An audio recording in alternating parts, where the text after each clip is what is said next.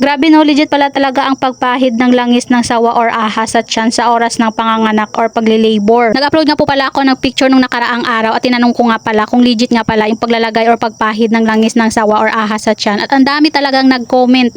Katulad na lang nitong isang nag-comment na kung saan naka-experience nga po pala siya sa pagpahid nitong langis ng ahas. Yes po, legit po yun. Lana ng ahas yan po ang ginagamit sa mga pinsan ko po nung sila po ang nanganak. Unang baby pa po nila yan, madali sila manganak. O diba, legit talaga. And wait ha, hindi lang siya ang nag-comment na ganyan nga, totoo nga yung pagpahid ng langis na mapapabilis ka sa panganganak. Marami pa talagang nag-comment. At sa mga nagtatanong nga po pala no, kung anong nilalagay ko dito sa tiyan ko ngayon, hindi po ito langis ng ahas o sawa, ito po ay langis po ng nyog. Ginawa ko nga pala ito, tapos sinaluan ko nga ng luya, tapos tuwing gabi nilalagay ko to sa balakang ko or dito nga sa tiyan ko. Pero ganun pa man, marami-rami naman ang naniniwala na mabilis ka lang manganak sa pagpahid ng langis ng sawa, pero mayroon din naman na hindi naniniwala. Ganun po talaga, sa araw ng pagle-labor mo, mararanasan mo talaga yung hirap at sakit. Update nga po pala sa pinagbubuntis ko ngayon, nasa 36 weeks and 2 days na nga po pala ako ngayong araw. Kayo ba mga mi, nakaranas ba kayo sa paglagay ng langis ng ahas sa tiyan nyo sa araw ng panganganak nyo? Mabilis lang din ba kayo manganak?